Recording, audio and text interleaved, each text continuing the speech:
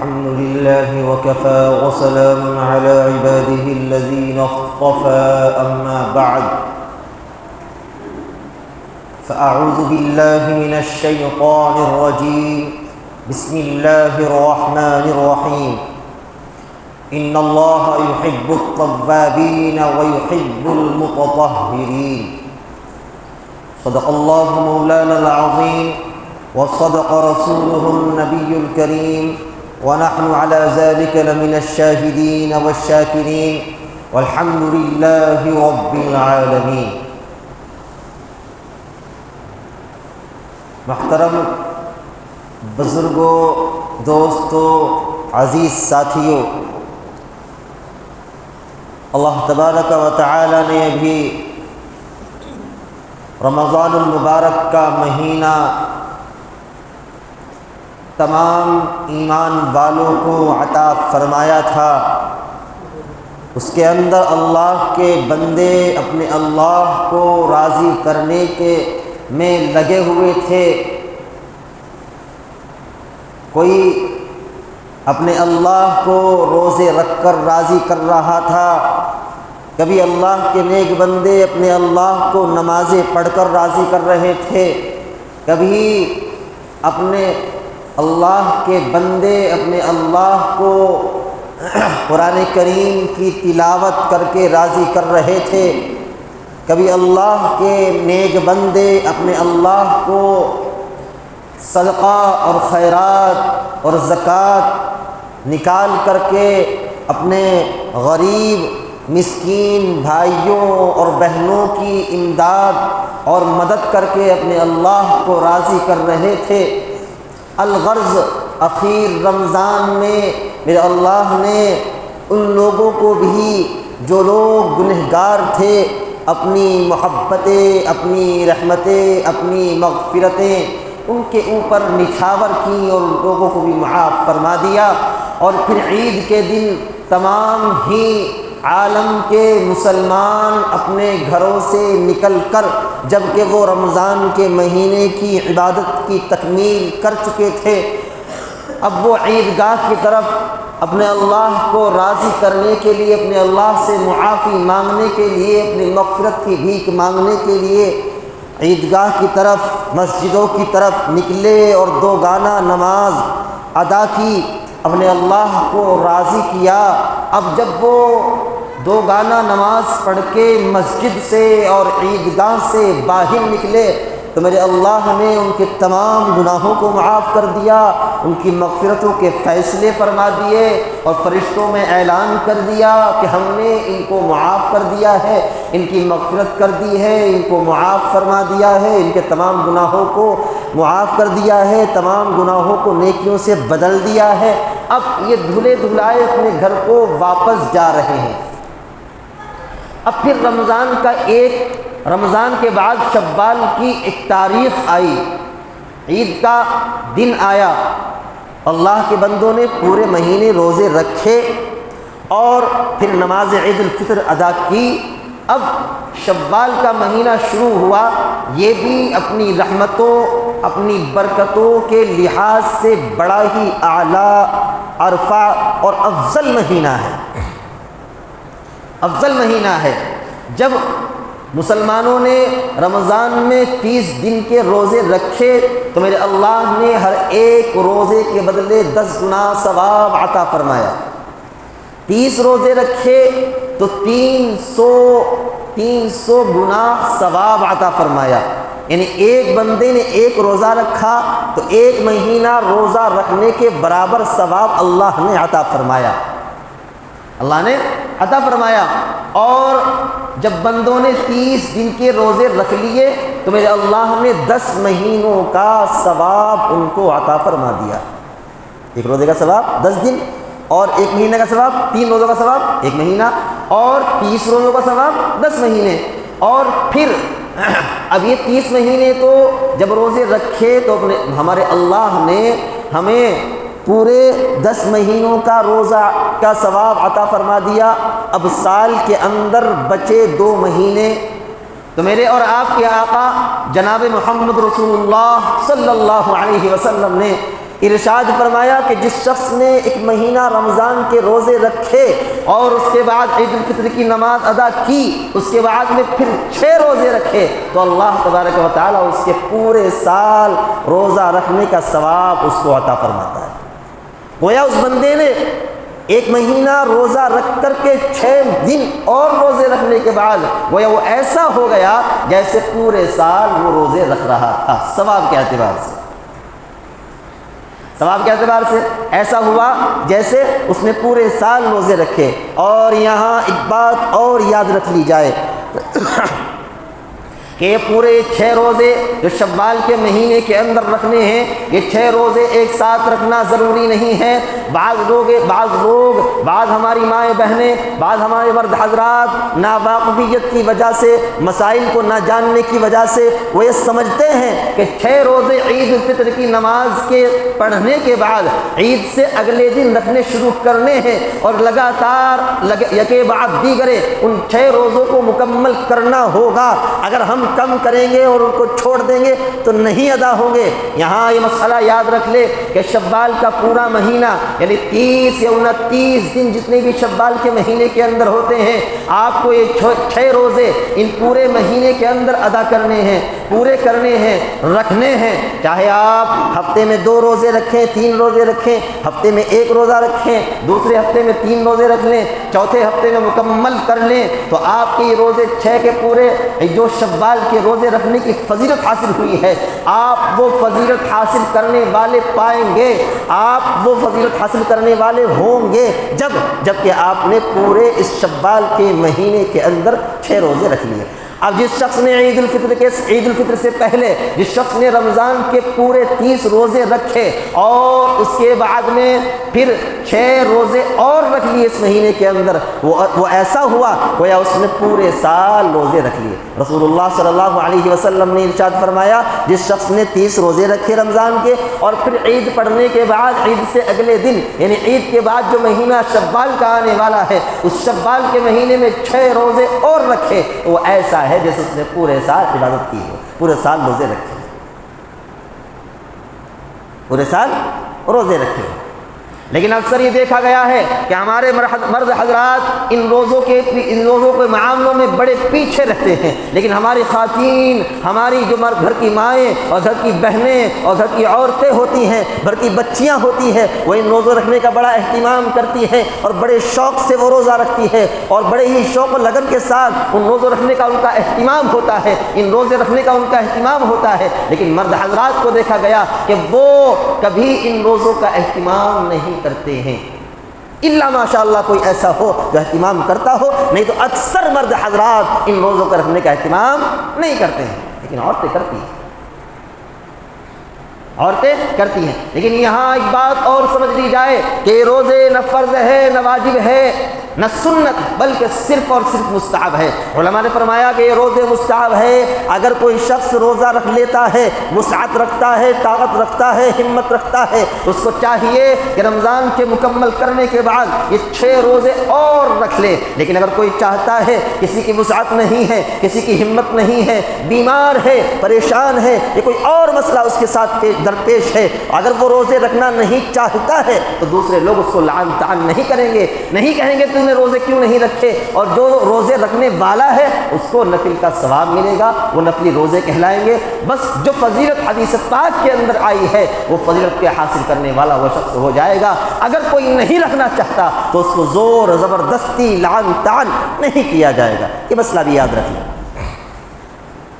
بہرحال جب اللہ نے ہمارے اوپر اتنا فضل فرمایا کہ ہمیں رمضان کا مہینہ عطا کیا، ہم نے رمضان کے مہینے میں روزے رکھے اور اس کے بعد عید الفطر کی نماز ادا کی، اپنے اللہ سے مانگا اور اللہ نے معاف کر دیا، اور اب عید کے بعد کا موقع ہمیں عطا فرمایا ہے، تو ہمیں چاہیے کہ ہم اللہ کو راضی کرنے کے لیے ان 6 روزے رکھنے کا بھی اہتمام کریں، تاکہ ہم اور آپ اپنے اللہ کے اور قریب ہو جائیں، اپنے اللہ سے اور محبوب، اپنے اللہ کے اور محبوب ہو جائیں، اپنے اللہ کا تقرب اور حاصل کر لیں، اپنے اللہ کو اور راضی کر لیں۔ ہمیں چاہیے کہ ہم ان روزوں کا اہتمام کرنے والے بن جائیں،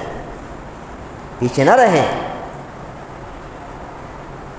اور آپ اس کی مثال کیا اپنے دنیاوی معاملات سے نہیں دیکھتے کہ ہماری بیوی کہ کا جو نان و نفقہ ہے ہمارے اوپر فرض ہے، لیکن ہم فرض سے آگے بڑھ کر کام کرتے ہیں۔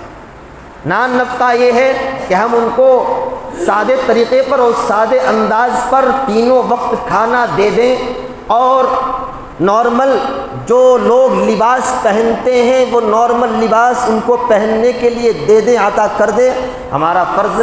مکمل ہو جائے گا، کافی ہو جائے گا۔ ایک رہائش کے لیے چھوٹا سا گھر دے دے، ہمارے لیے جو نان و نفقہ ہمارے اوپر فرض ہے مرد حضرات کے اوپر، وہ کافی ہو جائے گا۔ لیکن ہم کیا کرتے ہیں، اس کی محبت کو حاصل کرنے کے لیے، اس کی محبت کے اندر اور پختگی پیدا کرنے کے لیے، اور اس کی دل جوئی کے لیے، اس کے دل کو خوش کرنے کے لیے، اس کو راضی کرنے کے لیے ہم اس کا بہترین اعلیٰ سے اعلیٰ اس کے کھانے کا انتظام کرتے ہیں، بہترین شاندار مکان کا انتظام کرتے ہیں۔ اگر ایک سوٹ وہ 300 400 500 کا پہن کر کے اپنا گزارا کر سکتی ہے، لیکن ہم اس کی محبت حاصل کرنے کے لیے، اس کی دل جوئی کے لیے، اس کی رضا حاصل کرنے کے لیے ہم اس کو 3 4 5 10 15 20 ہزار کا سوٹ پہناتے ہیں۔ فرض تو ہمارے اوپر یہ تھا کہ ہم 300 400 کا سوٹ لا کر اس کو پہنا دیتے، لیکن ہم نے کیا کیا کہ ہم نے اس کی محبت میں آ کر کے اور اس کی الفت میں آ کر کے اور اس کا تقرب حاصل کرنے کے لیے، اس کی قربت حاصل کرنے کے لیے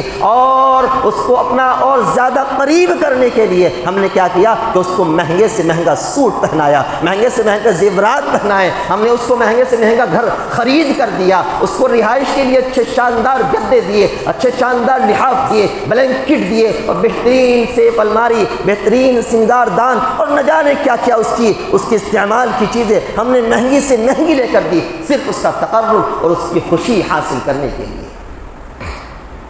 ہمارے ماں باپ کا نان و نفقہ ہمارے اوپر ہے، فرض ہے، ہم مانتے ہیں، وہ بوڑھے ہو چکے ہیں، لیکن ہم کیا کرتے ہیں، فرض سے آگے ایک قدم اور رکھتے ہیں۔ ہم چاہتے ہیں کہ ہمارے ماں باپ حج بھی کر کے آ جائے، ہم ان کو حج کراتے ہیں، حالانکہ حج کرانا ماں باپ پر فرض نہیں ہے، ماں باپ کو حج کرانا اولاد پر فرض نہیں ہے، ماں باپ کو عمرے کرانا اولاد پر فرض نہیں ہے، لیکن صرف اپنے صرف اور صرف اپنے ماں باپ کی خوشنودی کے لیے، اپنے ماں باپ کے دل سے دعائیں لینے کے لیے ہم اور آپ اپنے ماں باپ کو حج کراتے ہیں، ہم اور آپ اپنے ماں باپ کو عمرے کراتے ہیں، ہم اور آپ اپنے ماں باپ کو بہترین سے بہترین لباس پہننے کے لیے دیتے ہیں، ان کے اوپر خوب خرچ کرتے ہیں، فروٹس لا کر دیتے ہیں، ڈرائی فروٹ لا کر اور نہ جانے کیا کیا چیزیں ہم ان کی محبتوں کو بٹورنے کے لیے، ان کی محبتوں کو حاصل کرنے کے لیے ہم اور آپ ان سے اپنے لیے دعائیں دل سے نکلوانے کے لیے نہ جانے کہاں تک ہم پہنچ جاتے ہیں۔ تو کیوں نہ ہم اپنے اللہ کو راضی کرنے کے لیے نفلوں کا اہتمام کریں، کیوں نہ ہم اپنے اللہ کو راضی کرنے کے لیے قرآن کریم کی تلاوت کریں۔ فرض تھے، نمازیں ہم پر فرض ہیں، نمازیں تو ہم نے پڑھی، روزہ ہم پر فرض تھا، ہم نے روزے بھی پڑھے، لیکن اب چاہیے کہ اپنے اللہ کے اور قریب ہونے کے لیے ہم نفلوں کا بھی اہتمام کریں۔ ابھی ہم رمضان میں تلاوت کلام اللہ کر رہے تھے، اب عید کے بعد بھی اس کو کنٹینیو رکھیں اور تلاوت کلام اللہ کرتے رہیں، حالانکہ فرض نہیں ہے، لیکن اپنے اللہ کی محبتوں کو حاصل کرنے کے لیے، اپنے اللہ کا تقرب حاصل کرنے کے لیے، اپنے اللہ کو راضی کرنے کے لیے ہم وہ تمام اعمال کریں جو ہمارے اوپر فرض نہیں ہے، نفل ہے۔ اور پھر میرے آقا تو خود فرماتے ہیں، فرمایا میرے اور آپ کے آقا جناب محمد رسول اللہ صلی اللہ علیہ وسلم نے کہ تم نفلوں کا اہتمام کیا کرو، اس لیے کہ کل قیامت کے دن نفلوں کے ذریعے سے تمہاری فرضوں کی تکمیل کی جائے گی۔ ہمارے اور آپ کے جو فرض ہیں، ہم جو فرض ادا کرتے ہیں، چاہے وہ روزہ ہو، نماز ہو، زکوٰۃ ہو، حج ہو، الغرض کوئی بھی فرض عبادت ہمارے اوپر ہے، ہم وہ ادا کر رہے ہیں بالکلیہ طریقے سے، بالکل بہترین۔ ایسا تو نہیں ہوتا کہ ہم اس کو صحیح طور پر ادا کر دیں، پوری اس کے اندر ہم تمام اعمال کی تمام چیزوں کی رعایت کرتے ہوئے ہم ان فرضوں کو ادا کر دیں۔ ہم سے ان کے اندر کوتاہیاں ہوتی ہے، تھوڑی بڑی بھول چوک ہوتی رہتی ہے، ان تمام کوتاہیوں کو پورا کرنے کے لیے، ان بھول چوک کو ختم کرنے کے لیے، ان کا ثواب مکمل کرنے کے لیے میرا اللہ کل ہماری ان نفلوں کے ذریعے سے ان فرائض کی تکمیل کرے گا۔ جو ان کے اندر نقص رہ گیا ہوگا، جو ان کے اندر کمیاں رہ گئی ہوں گی، ان نقص اور کمیوں کو پورا کرنے کے لیے میرا اللہ ہماری نفلوں کو لے گا اور ان فرضوں کو پورا کر دے گا۔ اس لحاظ سے ہمیں چاہیے کہ ہم نفلوں کا خوب اہتمام کریں، نمازوں کا خوب اہتمام کریں، نمازوں کے ساتھ ساتھ اس کے بعد کی جو نفلیں ہیں ان نفلوں کا خوب اہتمام کریں۔ ہم اگر اپنے اللہ کو زکوٰۃ کے ذریعے سے راضی کر رہے تھے تو اب رمضان چلا گیا، عید چلی گئی، ہمیں چاہیے کہ ہم اپنی نفلی صدقات کا اہتمام کریں، صدقات نکالنے کا اہتمام کریں، اپنے غریبوں کو نفلی صدقوں سے امداد کریں، ان کو راحت پہنچائیں، ان کو آرام پہنچائیں، ان کی ضرورتوں کو پورا کریں۔ اگر ہم نفل نمازیں پڑھ رہے تھے، اگر ہم فرض نمازیں پڑھ رہے ہیں تو ساتھ ساتھ نفلوں کا اہتمام کریں۔ اگر ہم اور آپ رمضان کے مہینے میں روزے رکھ رہے تھے تو ہمیں چاہیے کہ ہم پورے سال روزوں کا اہتمام کریں۔ میرے اور آپ کے آقا جناب محمد رسول اللہ صلی اللہ علیہ وسلم ہر مہینے 3 روزے رکھتے تھے، 13، 14، 15۔ کون سے؟ 13ویں تاریخ، 14ویں تاریخ اور 15ویں تاریخ، یہ میرے آقا کی سنت ہے۔ ہم اور آپ اگر چاہیں تو اس مہینے کی 13ویں، 14ویں، 15ویں تاریخ کا روزہ رکھ لیں، اور اس خیال سے رکھے، اس اہتمام سے رکھے کہ میرے آقا کی یہ سنت ہے، میرے اللہ کے رسول اس سنت کا اہتمام کرتے تھے، اور ہم بھی اہتمام کر لیں۔ بہرحال ہمیں نفلوں کا اہتمام بھی کرنا چاہیے۔ اور ایک بات مجھے عرض کرنی رہ گئی کہ اگر ہم اور آپ روزے رکھ رہے ہیں، کون سے؟ نفلی روزے، جو 6 روزوں کی بھی فضیلت آئی ہے کہ جو 6 روزے رکھ رہے ہیں، بعض لوگ پوچھتے ہیں کہ ہمارے رمضان کے اندر بیماری کی وجہ سے، سفر کی وجہ سے یا کسی اور تکلیف کی وجہ سے ہمارے روزے چھوٹ گئے تھے اور ہم عید کے بعد وہ روزے رکھیں تو کیا وہ ان 6 روزوں میں شمار ہوں گے؟ یاد رکھیے نہیں ہوں گے، اس لیے کہ انما الاعمال بالنیات، میرے اور آپ کے آقا کا فرمان ہے کہ تمام اعمال کا دار و مدار نیتوں پر ہے۔ اگر آپ نے اس نیت سے روزہ رکھا کہ رمضان کی قضا کر رہا ہوں تو رمضان کے روزہ قضا مانی جائے گی۔ اگر آپ نے اس نیت سے رکھا کہ میں کفارہ ادا کر رہا ہوں، کفارے کا روزہ رکھ رہا ہوں تو کفارے کا ادا ہوگا، اور اگر آپ نے یہ نیت کی میں نظر کا روزہ رکھ رہا ہوں تو نظر کا ادا ہوگا۔ اگر آپ نے یہ نیت کی کہ میں روزہ رکھ رہا ہوں، وہ شوال کے روزے رکھ رہا ہوں، شوال کے 6 روزے رکھ رہا ہوں، تو شوال کے اللہ تعالیٰ آپ کو ثواب عطا فرمائے گا۔ ایسا نہیں ہو سکتا کہ آپ نے شوال کے روزے بھی رکھ لیے، آپ نے رمضان کی قضا بھی کر لی اور انہی میں شوال کے روزوں کی نیت بھی کر لی، دونوں کا ثواب مل جائے، ایسا نہیں ہے، بلکہ ہر ایک کا ثواب الگ ہوگا۔ آپ نے رمضان میں روزے رکھے، وہاں نیت کی بھی ضرورت نہیں تھی، اس لیے کہ رمضان کا ایک ماحول تھا، رمضان میں صبح کا اٹھنا ایک نیت تھا، آپ نے سحری کے لیے نیت سے سوئے، وہ نیت تھی، آپ صبح اٹھے وہ بھی نیت ہے، آپ نے سحری کا انتظام کیا وہ بھی نیت ہے، آپ کو نیت کرنے کی ضرورت نہیں۔ لیکن اگر سال کے درمیان میں آپ روزہ رکھتے ہیں تو آپ کو نیت کرنی ہوگی کہ آپ کون سا روزہ رکھ رہے ہیں، آپ رمضان کی قضا کر رہے ہیں یا شوال کے روزے رکھ رہے ہیں، یا آپ دوسرے مہینے کے جو 3 روزے ہیں ایام بیض ان کو کہلایا جاتا ہے، اگر آپ ایام بیض کے روزے رکھ رہے ہیں تو آپ کو نیت کرنی ہوگی کہ میں ایام بیض کے روزے رکھ رہا ہوں۔ اگر آپ کفارے کے روزے رکھ رہے ہیں تو آپ کو نیت کرنی ہوگی میں کفارے کے روزے رکھ رہا ہوں۔ الغرض، ہر عمل کے اندر نیت کا دار و مدار ہوا کرتا ہے، جیسی آپ کی نیت ہوگی ویسے آپ کا عمل قبول اللہ کے یہاں ہوگا۔ بہرحال مختصراً عرض یہ کرنا ہے کہ اللہ نے ہمیں رمضان عطا کیا تھا اور ہم پورے سال گناہوں کے اندر ملوث تھے، اللہ نے ہمیں رمضان عطا کیا اور ہماری ایک ترتیب بنائی کہ ہم 5 وقت نماز میں آ رہے تھے، گناہوں سے بچ رہے تھے، نیک اعمال کر رہے تھے، قرآن کریم کی تلاوت کر رہے تھے، نفلوں کا اہتمام کر رہے تھے، غریبوں کا خیال کر رہے تھے، اور جتنے بھی نیک اعمال ہم کر سکتے تھے کرنے کی کوشش کر رہے تھے۔ ہمیں اللہ نے پریکٹس کرنے کا ایک مہینہ دیا تھا، اب وہ مہینہ گزر چکا ہے، ہمیں اور آپ کو چاہیے کہ ہم اور آپ اسی مہینے کی طرح جس طرح ہم نے رمضان کو گزارا ہے ہم اپنا پورا سال اسی طریقے سے گزاریں۔ ایسا نہ ہو کہ ہمیں سمجھے کہ ہم آزاد ہو گئے، اب مسجدیں خالی ہو جائیں اور مسجدیں ویران ہو جائیں، ہم اور آپ اپنے کاروبار کے اندر نکل جائیں، اپنے کام دھندوں کے اندر نکل جائیں، ہم اپنی ڈیوٹی کے اندر نکل جائیں، اپنی اولاد اور اپنے بچوں اور اپنی بیویوں کے لیے کمانے کے لیے نکل جائیں۔ نہیں، ہمیں سب کام کرنے ہیں، لیکن اس کے ساتھ ساتھ اپنے اللہ کو بھی راضی رکھنا ہے۔ میرا اللہ راضی ہو گیا تو اس کو رکھنا ہے۔ جب ہم اور آپ عید کی نماز پڑھ کے فارغ ہو کر مسجد سے باہر نکل رہے تھے، عیدگاہ سے باہر نکل رہے تھے، تو میرے اللہ نے ہمیں ایسا کر دیا تھا جیسے ہماری ماں نے ہمیں آج ہی جنا ہو۔ ہمارے گناہوں کو معاف کر دیا تھا، ہماری جو خطائیں، ہمارے دل جو بالکل کالے اور سیاہ ہو چکے تھے ان کو اللہ نے صاف اور شفاف کر دیا تھا، ہمارے ذہن جو بالکل گناہ آلود ہو چکے تھے اللہ نے وہ سارے صاف اور شفاف کر دیے تھے۔ اب ہم کیوں دوبارہ اس کو اپنے گناہ کے اندر ملوث کریں؟ کیوں